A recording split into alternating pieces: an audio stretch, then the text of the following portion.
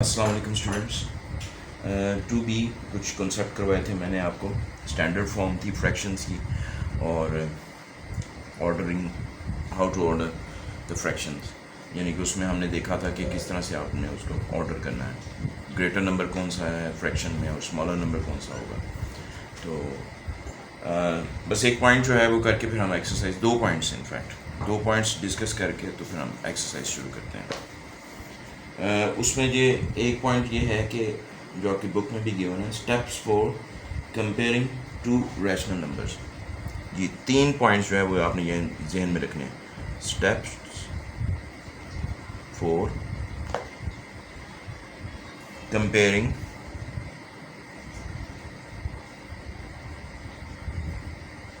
To rational numbers, यानी कि दो रैशनल नंबर्स का मुआवजना करना हो तो उसमें क्या क्या स्टेप्स जो हैं वो आपको फॉलो करने चाहिए। Comparing to rational numbers. Number one, rewrite the given rational number so that their denominators are positive. यानी कि अगर आपके पास नेगेटिव डिनोमिनेटर है तो उसको आप पॉजिटिव कर लें, ठीक है। यानी कि convert negative denominator into positive. Okay जी, ये सिर्फ डिनोमिनेटर की बात हो रही है, बिकॉज डिनोमिनेटर को सेम होना चाहिए। तो नेगेटिव डिनोमिनेटर जो है वो फॉलो नहीं करता, उसमें आपके लिए इतना आसान नहीं है उसमें कि आप नंबर को कंपेयर कर सकें। सो कंपेयरिंग टू रैशनल नंबर्स, उसमें पहला असूल ये है कि आपको नेगेटिव अगर डिनोमिनेटर गिवन है उसको पॉजिटिव में कन्वर्ट करना है। सेकंड स्टेप है, क्योंकि आप दो नंबरों को कंपेयर कर रहे हैं तो express the rational numbers with a common denominator. Okay, यानी कि दोनों रैशनल नंबर्स को, उनके डिनोमिनेटर्स को सेम कर लें। तो हम इसको क्या कहेंगे,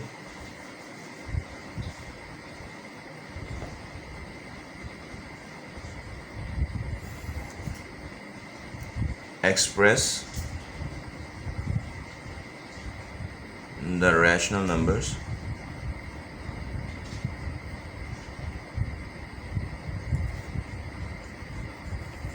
with same denominator। ओके जी,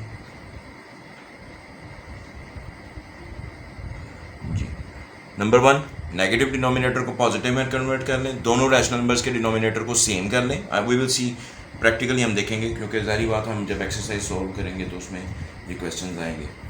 अच्छा जी, थर्ड स्टेप है, that is going to be very easy step.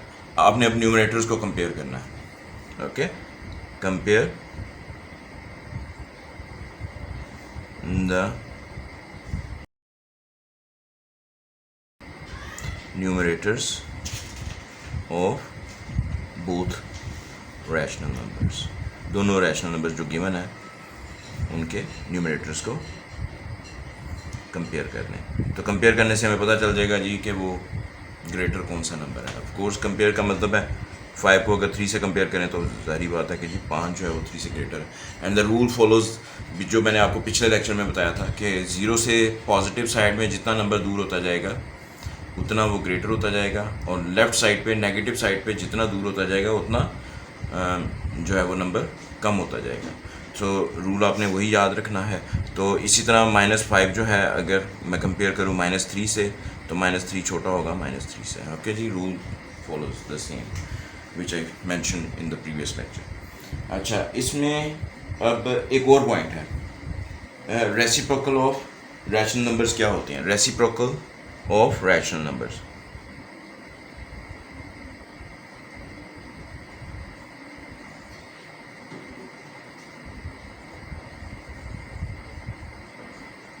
अच्छा जी, रेसिप्रोकल जो है वो नंबर होगा, एक नंबर का रेसिप्रोकल वो नंबर होगा जब उस नंबर को उसके रेसिप्रोकल से मल्टीप्लाई किया जाए तो आपको आंसर 1 हासिल हो। जैसे अगर मैं कहूँ कि 5 जो है इसका रेसिप्रोकल क्या होगा कि आंसर जो है वो 1 आ जाए। इसको किससे मल्टीप्लाई करेंगे 5 को, तो ज़ाहिर बात है 1/5 से मल्टीप्लाई करूँगा तो वो मैं 1 हासिल कर लूँगा। So 1/5, so 1/5 is a reciprocal of of 5। Okay जी। इसी तरह अगर आपके पास अगर -5/6 गिवन है, अच्छा चलें पहले पॉजिटिव ले लेते हैं। 5/6 इसका रेसिप्रोकल क्या होगा, ये जो 1 के इक्वल आ जाए तो ऑफकोर्स 6/5 होगा। 5 को 5 से काटेंगे, 6 को 6 से काटेंगे तो 1 के बराबर आ जाएगा। So 6/5 is a reciprocal of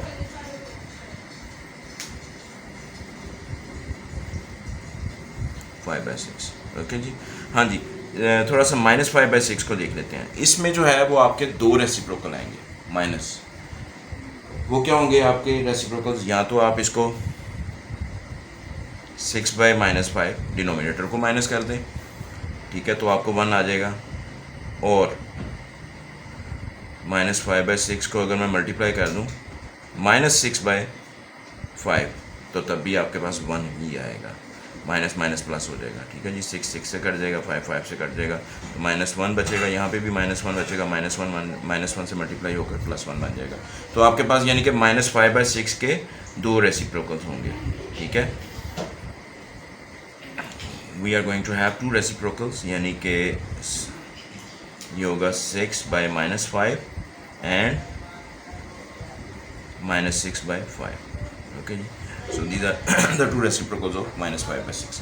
अब जी एक्सरसाइज 2 भी शुरू करते हैं। एक्सरसाइज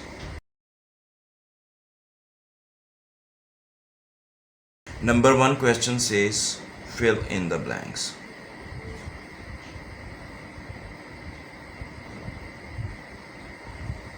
क्वेश्चन नंबर 1 का पार्ट 1 है जी।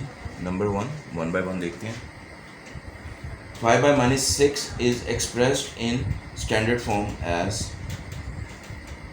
5/-6 is expressed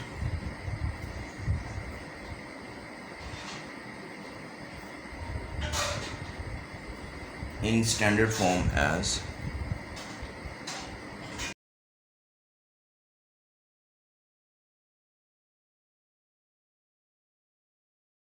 फॉर्म एज। इसको हम यूं करेंगे कि डिनोमिनेटर का जो माइनस है उसको हम ख़त्म करेंगे, और इन दोनों में से कौन सा फैक्टर कॉमन होता है।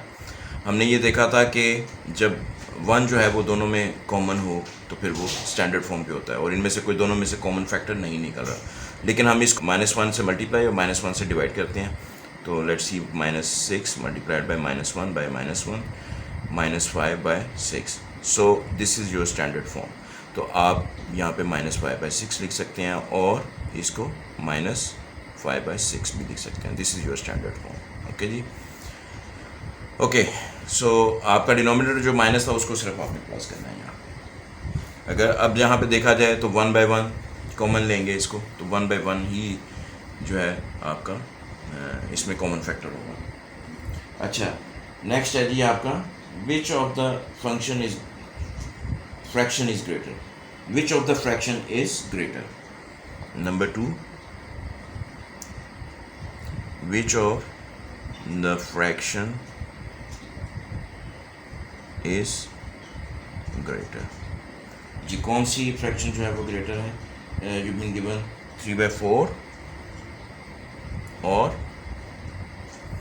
11/5। अच्छा, एक चीज़ मैं आपको बता दूं कि जब आप 11/5 और डिनोमिनेटर डिफरेंट हों तो that means these 2 numbers represent एक डिफरेंट नंबर लाइन के ऊपर ये रिप्रेजेंट होंगे। मेरे पिछले लेक्चर में अगर आप देखेंगे तो मैंने आपको इम्प्रॉपर फ्रैक्शन का एक ही क्वेश्चन करवाया था, जिसके 2 तरह से वो लिखा जाता है, लेकिन वो डिनोमिनेटर डिफरेंट होने की वजह से हम उसे डिफरेंट नंबर लाइन पर ट्रेस करेंगे और दोनों नंबर लाइंस को कंपेयर कर लेंगे, कौन सा नंबर बड़ा है कौन सा नंबर छोटा है। बट ओवर हेयर एक और मेथड जो भी मैंने आपको पीछे बताया है कि जब आपने 2 रैशनल नंबर्स या 2 फ्रैक्शंस को कंपेयर करना हो या उनका मुवाजना करना हो, तो आप उनका सबसे पहले नेगेटिव डिनोमिनेटर को पॉजिटिव करेंगे। सेकंड स्टेप, आप दोनों डिनोमिनेटर्स को बराबर करेंगे and then you will be able to compare numerators.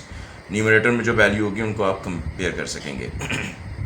यहाँ पर आप देखिएगा कि आपको डिनोमिनेटर जो है वो पॉजिटिव ही दिया हुआ है, so need not to positive, already positive है डिनोमिनेटर, तो इस वक्त पहला स्टेप तो आपका क्लियर है। सेकंड स्टेप पे हम जाएंगे तो आप इन दोनों को डिनोमिनेटर्स को इक्वल करेंगे। तो डिनोमिनेटर्स को इक्वल करने का तरीका ये है कि इस नंबर में क्योंकि डिनोमिनेटर 5 है, इस 5 को आप इस पूरी इक्वेशन से मल्टीप्लाई और डिवाइड कर देंगे 5 से, और 4 को इस नंबर से यानी कि इसके डिनोमिनेटर को इससे मल्टीप्लाई और डिवाइड कर देंगे। सो 5 4s are 20 and 4 5s are 20, तो डिनोमिनेटर दोनों इक्वल हो जाएंगे। और पिछले लेक्चर में हम ये देख चुके हैं कि जब हम किसी सेम नंबर से मल्टीप्लाई और डिवाइड करें तो वो फ्रैक्शन दूसरी फ्रैक्शन के इक्वल होती है।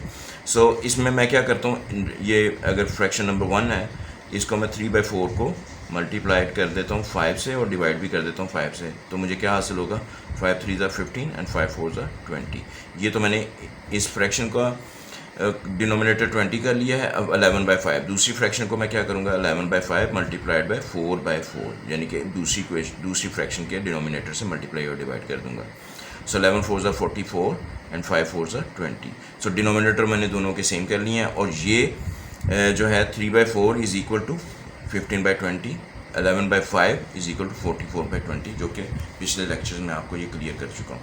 अच्छा जी, अब 15/20 और 44/20 को अगर मैं कंपेयर करूँ, 15/20 एंड कंपेरिजन करूँ इसका 44/20, तो डिनोमिनेटर सेम है। So I need to just compare the numerators. तो न्यूमरेटर्स में देखें 15 बड़ा है या 44 बड़ा है, ऑफ कोर्स 44 बड़ा है। So this is going to be like that. So 44/20 मतलब 11/5, दैट इम्प्लाइज दैट कि 11/5 इज़ ग्रेटर दैन 3/4। ठीक है जी। अच्छा, हाँ, होपफुली आपको ये समझ आ गया होगा पॉइंट। 11/5 3/4 किस मेथड को फॉलो किया मैंने, डिनोमिनेटर्स को सेम करके मैंने चेक किया। अच्छा जी, थर्ड क्वेश्चन है, इज़ 5/7 लेस बाय 2/5। ये आप इसी तरह ही कर लें, वैसे ये मैं क्विकली इसको भी कर देता हूँ। Is 5/7 less than 2/5?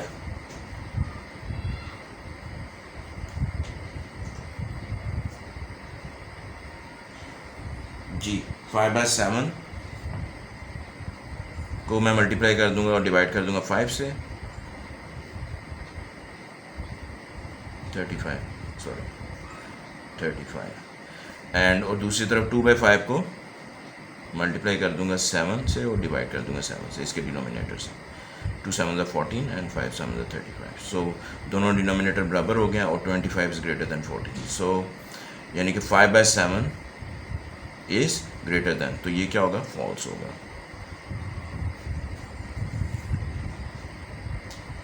ठीक है जी।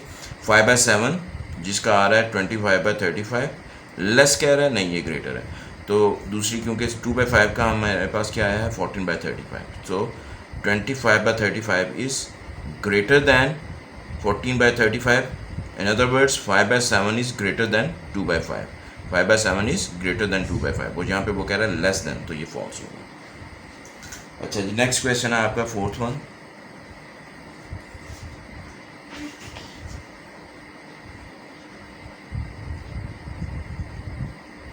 Of course it is going to be 7/5, क्योंकि जब आप मल्टीप्लाई करेंगे तो 1 आना चाहिए, तो 5/7 का 7/5 रेसिप्रोकल होगा। नेक्स्ट है जी आपका fifth question, the standard form of -9/-8। Easy question है ये भी।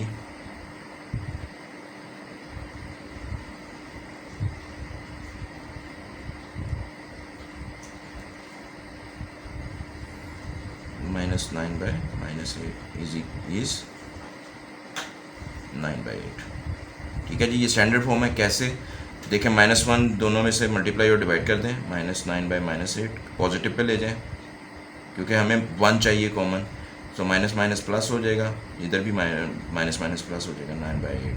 तो यहाँ पे अब दोनों में 1/1 कॉमन है। ठीक है, और मज़ीद कोई नंबर इसमें फैक्टर कॉमन नहीं है। So that's why 9/8 is going to be your standard form. Hopefully आपको ये पहला क्वेश्चन जो है वो समझ आ गया होगा। अच्छा जी, नेक्स्ट सेकंड क्वेश्चन जो है वो इंटरेस्टिंग है थोड़ा सा। उसमें क्या कह रहा है जी वो, express the following rational numbers in standard form. तो स्टैंडर्ड फॉर्म में आपने रैशनल नंबर्स को बताना है। Express the rational numbers in standard form. Standard form बहुत इजी है, जो हम कर चुके हैं। 4/6 आपका 2 का पहला क्वेश्चन है जी 4/6। अब आप देखें इसमें कौन से फैक्टर, ये दोनों न्यूमरेटर और डिनोमिनेटर किस नंबर से डिवाइड हो रहे हैं, 2 से दोनों डिवाइड हो रहे हैं। सो लेट्स से 2 2 ज़ा 4, मैं 2 को कॉमन ले रहा हूँ यानी कि 4 को 2 से डिवाइड कर रहा हूँ, और 2 3 ज़ा 6, 2 यानी कि आप जो हमारा तरीका है जिसको हम 2 को 2 से डिवाइड कर दें दोनों को, 2 2 ज़ा 4 एंड 2 3 ज़ा 6, so 2/3। Okay, so this is the standard form, because इसके अलावा अब इसमें 1 ही फैक्टर कॉमन रह जाता है और मज़ीद कोई फैक्टर जो है दोनों में कॉमन नहीं है। सो 2/3 is the standard form. Next question है जी 4/-9। सेकंड क्वेश्चन 4/-9, सिर्फ डिनोमिनेटर को प्लस कर दें -1 से, तो ये आपका आ जाएगा -4/9, माइनस माइनस प्लस हो जाएगा, और इसी को मैं माइनस साइड पर लिख के 4/9। सो this is your standard form, और इसके अलावा इनमें कोई कॉमन नहीं है। ठीक है जी। नेक्स्ट है आपका थर्ड वन, -11/-13। माइनस कॉमन है दोनों में और इसके अलावा कोई कॉमन नहीं है, तो -11/-13, इसी तरह इसको -1 से मल्टीप्लाई करके -1 से डिवाइड कर लें, तो 11/13 and that is your standard form. इसके अलावा इन दोनों में से कोई कॉमन फैक्टर नहीं है, प्राइम नंबर्स ही हैं दोनों। अच्छा, -21/-28।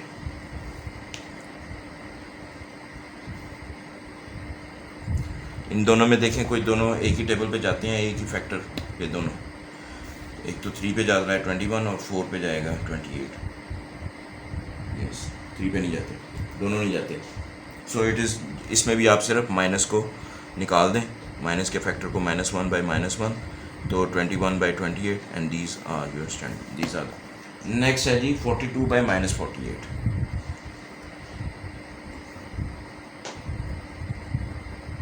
डिनोमिनेटर को आप पहले प्लस कर लें, -1 -42/48 प्लस। अब देखेंगे 2 का फैक्टर भी है। हाँ जी, पहले 2 का फैक्टर निकालें, इन दोनों 2 के टेबल में जाते हैं, तो ये आ जाएगा आपके पास -21/24।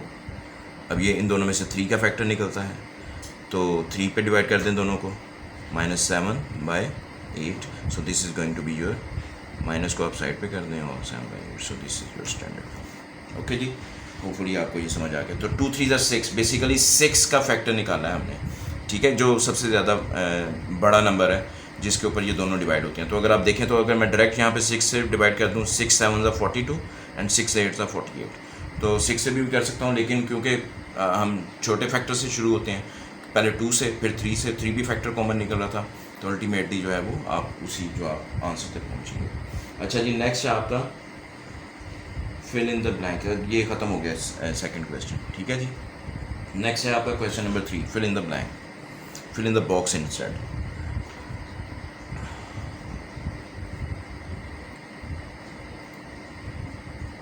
Basically you are given with the box, so you have to solve it. Okay जी, ये भी बहुत इजी क्वेश्चन है। पहला पार्ट है वो ये कह रहा है कि जी 4/5 is equal to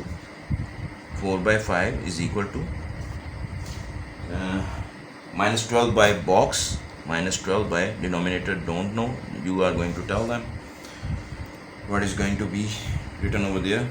-12 by empty box is equal to 20 by empty box.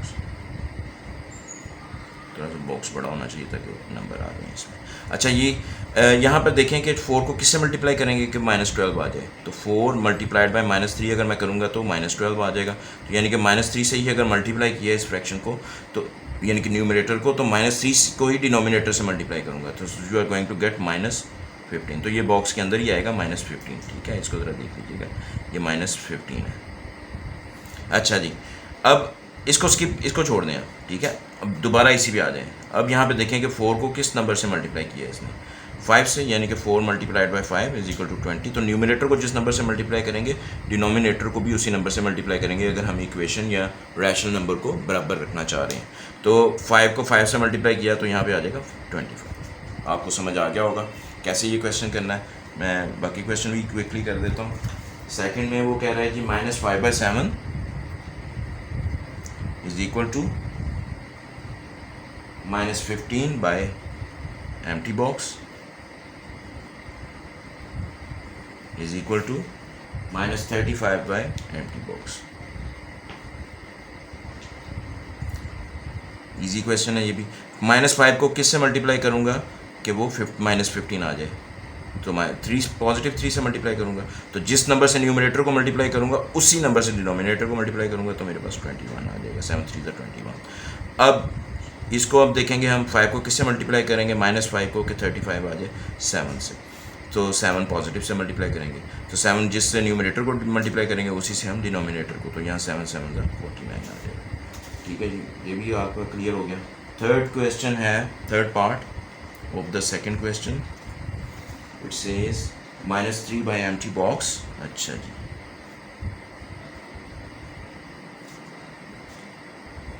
Is equal to 6 by -16 is equal to empty box by 24। आपको सबसे पहले ये वाला बॉक्स सॉल्व करना पड़ेगा। -3 को किससे मल्टीप्लाई किया है कि पॉजिटिव 6 आ जाए, -2 से मल्टीप्लाई करेंगे, माइनस माइनस प्लस हो जाएगा, 2 3 6, तो -2 से ही न्यूमरेटर को मल्टीप्लाई किया है, तो -2 से ही डिनोमिनेटर को मल्टीप्लाई करेंगे, तो यहाँ पे आपके पास आ जाएगा, सॉरी ये मल्टीप्लाई नहीं है, ये डिवाइड करेंगे, हाँ -2 से डिवाइड करेंगे इसको। ठीक है, -2 से जब 6 को डिवाइड करेंगे तो आपके पास -3 आ जाएगा। ठीक है, मैं आपको बताता हूँ, देखें 6 को अगर मैं -3 चाह रहा हूँ मैं आंसर, ठीक है, -3 आंसर चाहिए मुझे यहाँ पे, -3, सो यहाँ पे 2 आ जाएगा। ठीक है, 2 से डिवाइड करूँगा तो -3 से मल्टीप्लाई करूँगा तो -3 आंसर चाहिए, तो -2 से मल्टीप्लाई करूँगा। ठीक है, ये इस तरह से होगा। दोबारा देखिएगा इसको, -2 से मल्टीप्लाई करूँगा, डिवाइड करूँगा, सॉरी 6 को -2 से डिवाइड करूँगा इस तरह से कि अगर मैं -3 से मल्टीप्लाई करूँ कि मुझे आंसर ये चाहिए, ये आंसर चाहिए मुझे -3 से। -3 को मैं किस से मल्टीप्लाई करूँगा कि मेरे पास पॉजिटिव 6 आ जाए, ये वाला, तो मैं -2 से मल्टीप्लाई करूँगा यहाँ पे, लेकिन असल में ये डिवीजन है, so -2 multiplied by -3, so that is going to give you 6। जब सब्ट्रैक्ट करूँगा तो ये ख़त्म हो जाएगा। ठीक है, तो मेरे पास आंसर क्या आ गया, -3, यानी कि मैं 6 को किस से डिवाइड कर रहा हूँ, -2 से डिवाइड कर रहा हूँ, तो -16 को मैं किस से डिवाइड करूँगा, -2 से डिवाइड करूँगा। -16 को मैं देखें, क्योंकि -2 से ही डिवाइड करूँगा, क्योंकि न्यूमरेटर को मैंने -2, न्यूमरेटर में क्या था 6 अंदर आएगा, न्यूमरेटर हमेशा अंदर आता है, तो मैंने किससे मल्टीप्लाई डिवाइड किया है इसको, -2 से, और -3 चाहिए मेरे पास आंसर आना चाहिए, तो ये -3 है। ठीक है, तो -2 से मैंने इसको डिवाइड किया, तो -16 को जिस नंबर से मैंने न्यूमरेटर को डिवाइड किया है -2 से, डिनोमिनेटर को भी उसी से डिवाइड करूँगा, तो -16 आ जाएगा अंदर, -2 आ जाएगा बाहर, क्योंकि मैंने डिनोमिनेटर को भी -2 से डिवाइड करना है। सो -2 यहाँ पे सिंपली 8 से मल्टीप्लाई करूँगा तो -16 आ जाएगा, because I don't need minus sign over here. तो यहाँ पे आप इसको प्लस करेंगे तो ये कैंसिल हो जाएगा, so we are going to have positive 8 आएगा। ठीक है जी, अच्छा यहाँ पे देखिए क्वेश्चन ये है कि -3 बाय 8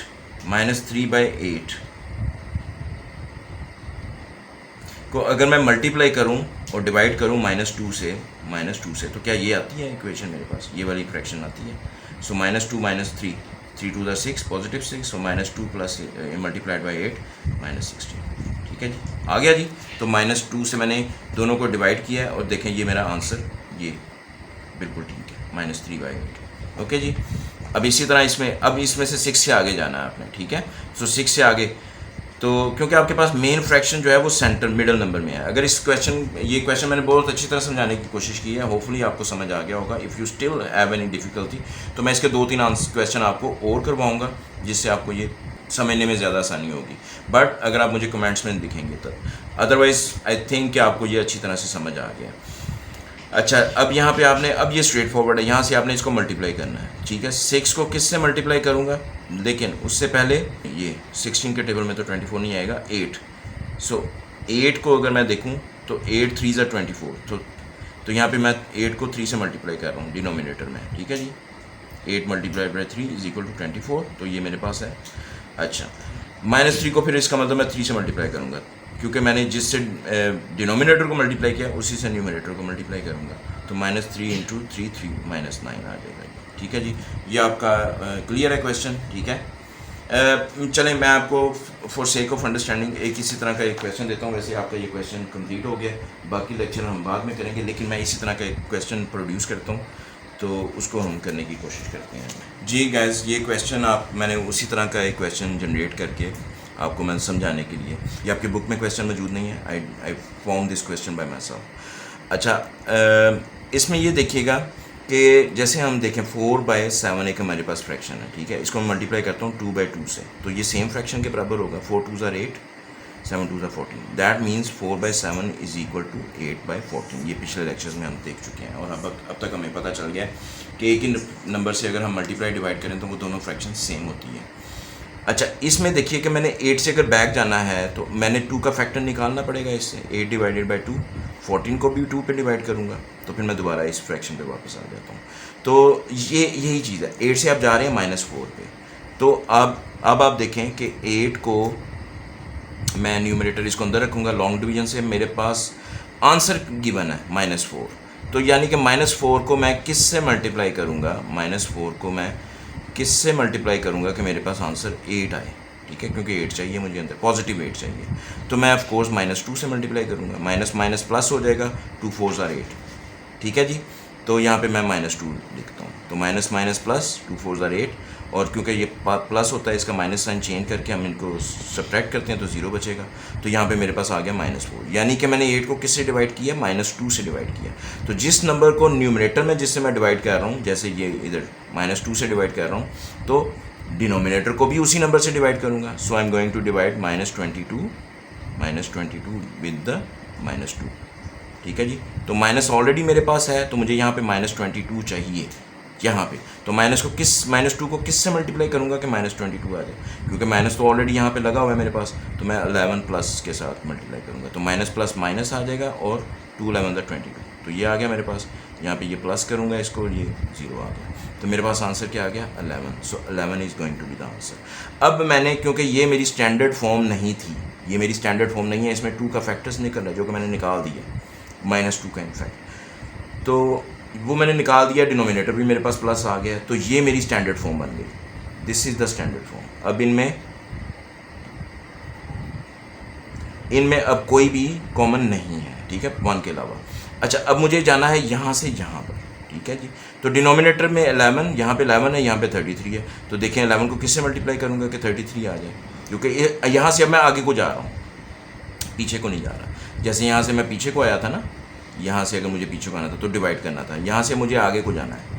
11 को मैं किससे मल्टीप्लाई करूँगा, 33। तो जिस नंबर से मैंने डिनोमिनेटर को मल्टीप्लाई किया उसी नंबर से मैं न्यूमरेटर को मल्टीप्लाई करूँगा। 11 3s are 33, 3 से ही मल्टीप्लाई किया डिनोमिनेटर को, तो 4 को भी मैं -4 को भी 3 से मल्टीप्लाई करूँगा, -4 3s are -12। So this is going to be my answer. मैंने आपको एक खुद से एग्जाम्पल जनरेट करके आपको समझाने की कोशिश की है, होपफुली आपको समझ आ गया होगा। So question number 3 is complete. So next lecture में इंशाल्लाह ताला हम मज़ीद जो है वो अगले क्वेश्चंस को सॉल्व करेंगे। Please subscribe to my channel and stay connected for my upcoming videos. Thank you very much.